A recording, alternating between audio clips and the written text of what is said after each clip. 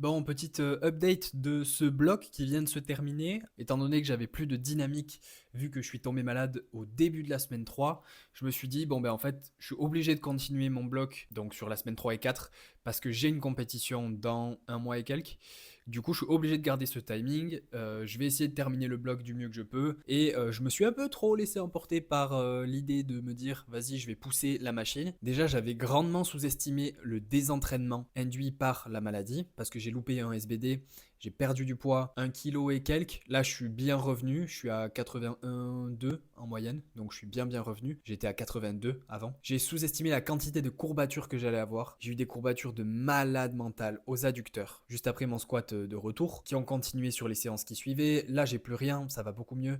Mais les premières séances, c'était dur. Pour le soulevé de terre, j'ai eu des courbatures de fou aux érecteurs spinaux. Encore une fois, ça va mieux. Et pour le bench, vu que j'ai beaucoup poussé tous les jours de la semaine, genre je me suis dit, bah en fait, vas-y, je vais essayer d'aller mettre du lourd tous les jours de la semaine et je vais voir ce que ça donne. J'ai eu des courbatures au pec violentes. Et en fait, je m'entraînais sur des courbatures et en m'entraînant sur ces courbatures, je sentais dans la séance en elle-même que ça tirait un peu trop, tu vois. Donc bon, ça m'a donné des infos. Par exemple, au bench, j'ai envie de rajouter quelques singles, pas forcément des singles difficiles, mais une pratique du semi-lourd, tu vois. Bon, moi j'ai un bench à 180 et j'aimerais dans la semaine avant mon bench lourd, j'aimerais monter sur un single à 145, 150. Ce sera extrêmement facile, hein, évidemment, parce que je le ferai même après des séries de travail. C'est juste pour m'exposer à du lourd sur un RPE bas, mais avec une charge lourde dans les mains, tu vois. Le fait de m'être mis vraiment dans le dur là, ça m'a montré plusieurs choses. Quand j'ai fait un bench la veille ou l'avant-veille, pour le bench suivant, je peux me sentir bien si jamais j'ai eu du lourd dans les mains. Vendredi de la semaine dernière, j'ai fait un single à 165 au bench. Le lendemain, j'ai fait un doublé à 165, à peu près au même RPE, peut-être un tout petit peu plus dur, mais je me sentais vraiment trop bien. Techniquement, je me sentais trop bien. Au fur et à mesure de la semaine, par contre, j'étais beaucoup trop fatigué par les back-off que je poussais énormément. Genre là, samedi, j'ai fait un 3x5 à 150 après un single à 170. Le lendemain, j'ai fait un x2 à 160.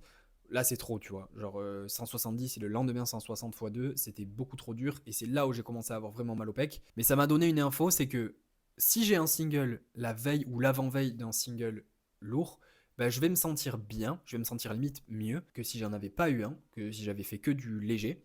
Et c'est en partie, je pense, pour ça que je me sens aussi bien en fan block sur le bench. Parce qu'en fan block, quand je fais un single au bench, je le fais le vendredi. Le mercredi, j'ai une séance bench qui est légère. Sauf qu'au fur et à mesure que le bloc avance, je mets de plus en plus lourd sur cette séance-là. Et au fur et à mesure du bloc, je me sens de mieux en mieux. Et pour moi, c'est directement induit par cette séance-là, tu vois, parce qu'avec cette séance-là, je vais au fur et à mesure du bloc prendre plus lourd, donc me familiariser avec ce lourd. Et en fait, j'ai pas envie d'aller sur une charge ultra difficile, tu vois. Il faut juste que j'ai du lourd dans les mains. Donc je vais juste me mettre un single après des séries de travail. Donc un fatigue single. Je vais faire un x6 en ramp up, un autre x6, puis un single et après des back-off en x6. Ce sera pas un single dur, tu vois, ce sera un single relativement lourd. Donc voilà, ça c'est une des infos que j'ai tirées de mes semaines un petit peu, de mes 2 semaines un petit peu en freestyle, tu vois.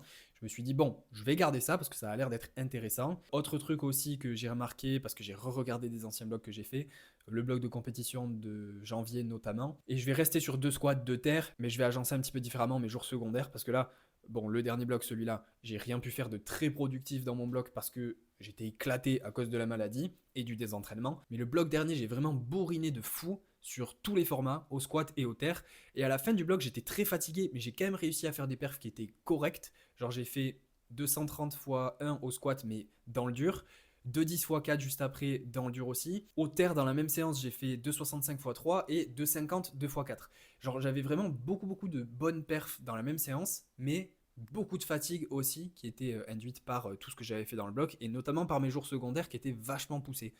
Donc là, ce que je vais faire sur le prochain bloc, c'est que je vais essayer de démarrer un peu plus bas parce que j'ai 5 semaines au lieu de 4, me laisser l'opportunité de bien récupérer, de recréer une dynamique, de mettre les choses bien à plat et de pas autant pousser la machine sur mes jours secondaires, mais juste ce qu'il faut pour que ça me fasse me sentir bien pour mon jour primaire. Et normalement, je devrais du coup me sentir bien sur mes jours primaires, en espérant juste que j'ai pas trop pris une grosse tôle à cause de la maladie, de la perte de poids, etc. Et que ça me nique pas complètement, tu vois, pour le prochain bloc.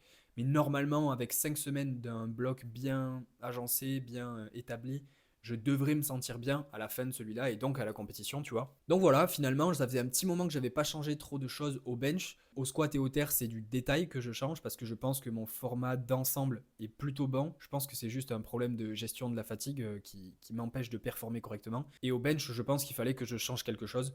Et donc, je change des choses dans le détail, hein. Honnêtement, c'est pas un remaniement complet de ma programmation parce que bah, j'ai quand même eu du progrès sur les 6 derniers mois, les 12 derniers mois. J'ai quand même eu pas mal de progrès dans l'ensemble. Et ça sert à rien de tout changer en se disant, bon, bah, c'est bon, on va tout remplacer parce que ça fonctionne plus. Non, je pense qu'il faut que je me dise, ok, il y a telle chose qui fonctionne. Pourquoi ça fonctionne plus aussi bien qu'avant? Pourquoi ça fonctionne à ce moment-là précis du bloc et pas avant?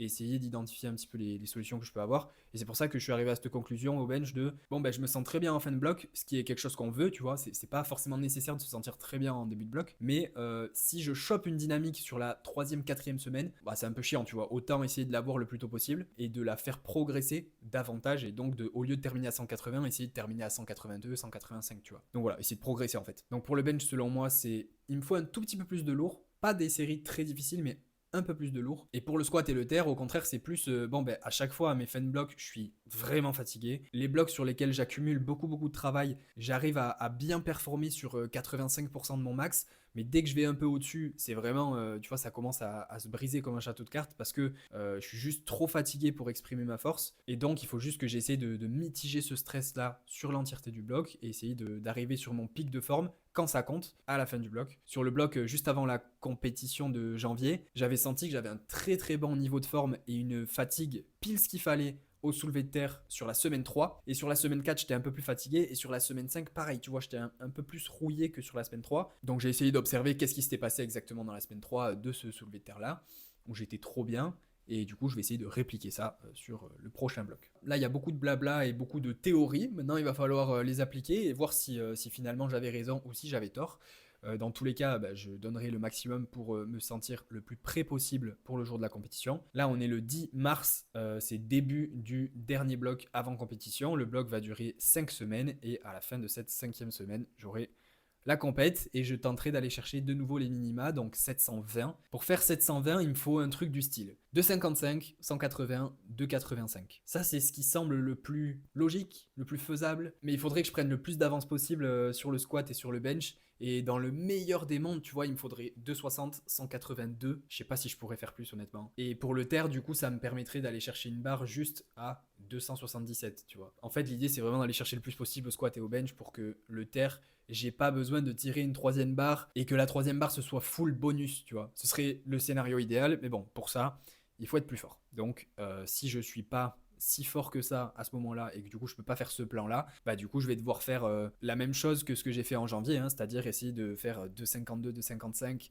180 et d'essayer d'aller chercher ce qui me reste au terre. J'espère arriver sur un meilleur niveau de forme par rapport à janvier, évidemment, mais ça, on verra dans le prochain bloc. Et dans le prochain bloc, je vais vraiment faire une vidéo par semaine parce que j'ai envie de donner mon ressenti, de voir un peu comment la prépa avance au fur et à mesure des semaines, de te partager aussi potentiellement les doutes que j'ai, tu vois, parce que même si je suis quelqu'un qui me dit, ok, tu sais comment ça va se passer, tu sais qu'au début tu vas pas te sentir prêt, et au fur et à mesure des semaines, au fur et à mesure que tu te rapproches de la fin de bloc, tu vas te sentir de plus en plus prêt, bah ça reste pas toujours évident à vivre quand tu es en semaine 1, 2, 3 et que tu vois que t'es pas au milieu de ta forme, tu vois. Bref, j'espère que t'auras aimé. Si t'as aimé, mets un j'aime, commente pour me dire ce que t'en as pensé.